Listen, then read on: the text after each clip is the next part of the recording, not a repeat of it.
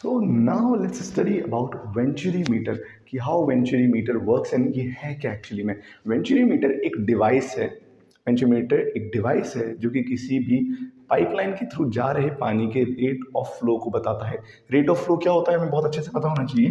Rate of flow जब भी हम बोल रहे हैं तो रेट ऑफ फ्लो का यही मतलब होता है कि कितना वॉल्यूम पर सेकेंड पार हो रहा है, dV/dt, यानी कि पर यूनिट टाइम में कितना वॉल्यूम ऑफ फ्लूइड पार हो रहा है। तो अगर मुझे किसी भी पाइपलाइन से पार हो रही फ्लूइड का रेट निकालना है तो उसके लिए मुझे एक ऐसा सिस्टम बैठाना होगा उस फ्लूइड में कहीं बीच में अटैच करते हुए।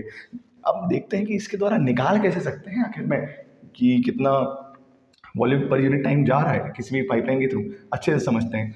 कंडीशन कैसा है कि तुम्हारे पास एक मोटी पाइप है, पहले उस मोटी पाइप का एरिया A1 है, नोन है, वेलोसिटी यहाँ से V1 जा रही है, ठीक है, और A2 दूसरी जगह का एरिया वो भी नोन है, V1 V2 नोन नहीं है, वो कुछ रैंडम हो सकता है, ठीक है। एरिया नोन है, ये भी एरिया नोन है इधर का छोटा वाला सेक्शन का। बड़े सेक्शन से छोटे सेक्शन में तुमने ट्रांसफर किया, ये खुद का बनाया हुआ डिवाइस है तो तुम इसके बारे में नॉलेज है तुम्हें।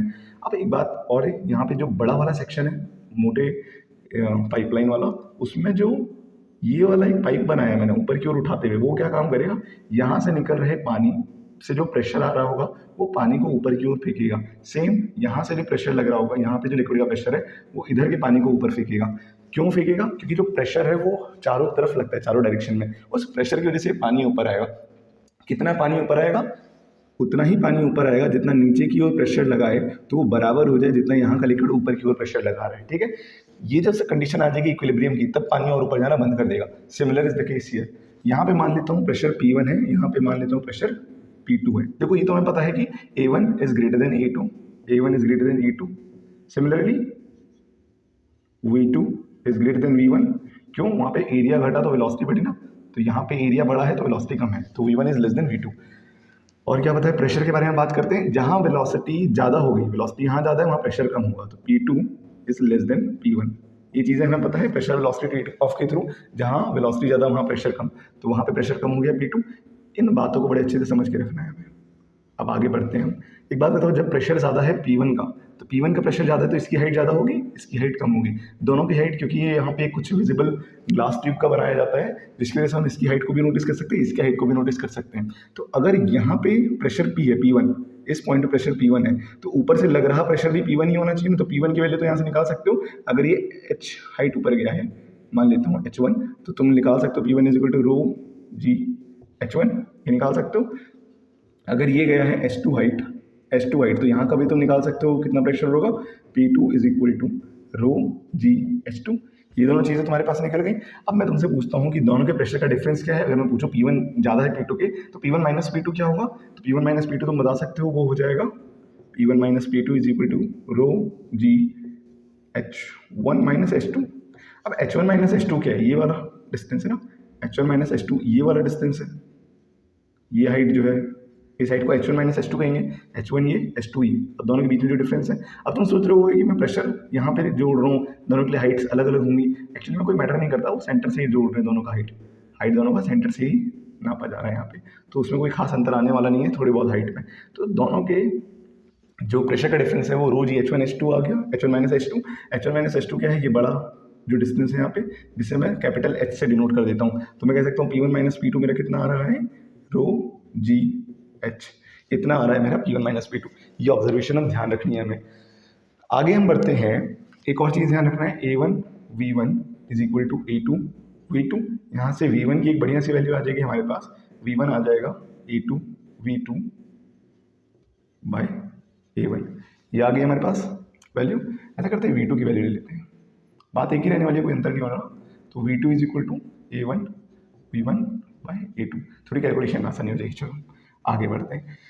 ये वैल्यूज़ मैंने जो निकाली, एक तो यहाँ पे ये वैल्यू और ये वाली, इन दोनों का यूज़ कहाँ करेंगे हम? वेलोसिटी और प्रेशर डिफरेंस दोनों का यूज़ करने वाले हम बर्नौलीज़ थ्योरम लगाने के लिए। मैं कह रहा हूँ उनसे कि एक इस पॉइंट के लिए और एक इस पॉइंट के लिए, दोनों पॉइंट के लिए बर्नौलीज़ थ्योरम लगाओ। दोनों के लिए लगाते हैं। सबसे पहले तो पॉइंट 1 इसको कह देता हूँ, पॉइंट 2। तो पॉइंट 1 के लिए अगर तुम लगाओगे तो वो हो जाएगा सबसे पहले तो काइनेटिक एनर्जी, क्योंकि डेंसिटी इंटू V1 का स्क्वायर बाय 2।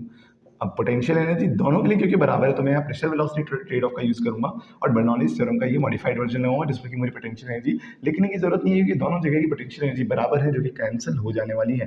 तो डायरेक्टली प्रेशर लिखते हैं वहाँ का P1 is equal to row V2 का square by 2 plus P2।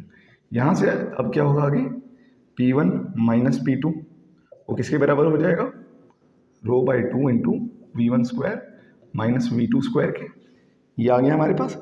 P1 minus P2 जो है वो हमने यहाँ पे अच्छे से निकाल के रखा है, उसे हम यहाँ पुट ऑन कर देंगे। तो ये क्या हो जाएगा, P1 माइनस P2 रो जी एच।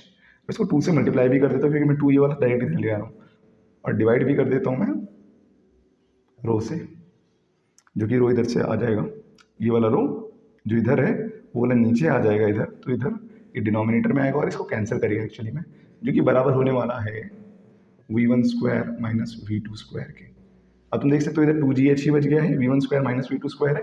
अब मैं कह रहा हूँ तुमसे जो 2GH है उसको इक्वल पुट कर दो किसके, V1 माइनस V2 है ना, तो मैंने यहाँ से V2 की वैल्यू निकाल के रखी थी, तो मैं ऐसे कह सकता हूँ V1 स्क्वायर माइनस V2 की क्या वैल्यू, ये वैल्यू रख दो A1 square V1 square by A2 square, ये वैल्यू रख दी तुमने। अब इसमें V1 कॉमन ले लो, तो 2GH is equal to V1 square into 1 minus A1 square by A2 square. ठीक है, अब मैं कह रहा हूँ वेलोसिटी जो V1 है उसकी वैल्यू निकालनी है तुम्हें, तो इस पार्ट को तुम यहाँ डिनोमिनेटर में ले आओ, तो हो जाएगा तुम्हारे पास 2GH by 1 minus A1 square by A2 square, ये पूरा रूट में ये वैल्यू आ जाएगी तुम्हारे पास V1 की। अब तुम्हारे पास V1 की वैल्यू है ही, यहाँ पे सारी चीज़ें नोन है, A1 नोन है, A2 नोन है, 1 जानते ही हो यार, 2GH ये सब कुछ नोन है, तो V1 की वैल्यू हमारे पास आ गई।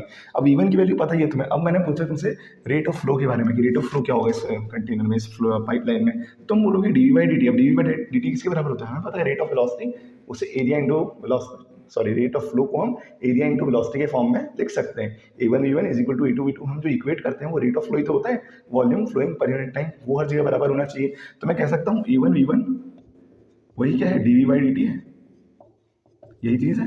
V1 आ गया हमारे पास, A1 भी हमारे पास नोन है, तो A1 V1 कर दूंगा मैं, दोनों को मल्टीप्लाई कर दूंगा तो मेरे पास रेट ऑफ फ्लो आ जाएगा। तो यहाँ से मैं लिख सकता हूँ dV/dt किसके बराबर है, A1 इंटू V1, V1 क्या है यहाँ पे 2GH। अब एक चीज़ देखना, ये A2 का स्क्वायर मैं इधर ले आ सकता हूँ, दोनों में कॉमन लेके 1 के साथ एलसीएम लेकर के मैं A2 का स्क्वायर इधर ले आऊँगा, तो A2 square minus A1 square आ जाएगा, और डिनोमिनेटर में जो A2 का स्क्वायर बचेगा वो मैं ऊपर ले आऊँगा न्यूमरेटर में। कैलकुलेशन माइंड में चलनी चाहिए इतनी, और A2 का स्क्वायर रूट में है तो फिर उसमें यहाँ पे निकाल सकता हूँ बाहर, तो A1 A2 इंटू A2 का स्क्वायर माइनस A1 का स्क्वायर, ये फाइनल फॉर्मूला तुम्हारा बन चुका है वेंचुरी मीटर से रेट ऑफ फ्लो को डिटरमाइन करने का। तो यहाँ पे तुम रेट ऑफ फ्लो आराम से डिटरमाइन कर सकते हो, क्योंकि A1 नोन है, A2 नोन है, 2GH नोन है, A2 A1 नोन है। तो इसी फॉर्मूला का यूज़ करते हुए हम डिटरमाइन करते हैं किसी भी पाइपलाइन के थ्रू पास हो रही लिक्विड या फ्लूइड की क्या रेट ऑफ फ्लो है, वो कितना वॉल्यूम पर सेकेंड पास कर रही है अपने through. So this formula is quite important. इससे भी ज़्यादा इंपॉर्टेंट इसमें लग रहा कॉन्सेप्ट, हर जगह जो हमने कॉन्सेप्ट लगाया that is much more important, तो इसका डेरिवेशन प्रैक्टिस करते रहना। एंड इसमें लग रहे concept pressure velocity trade off को अच्छे से एनालाइज करना, जितना एनालाइज करोगे तुम उतनी ज़्यादा एप्लीकेशंस देखते रहोगे इसके।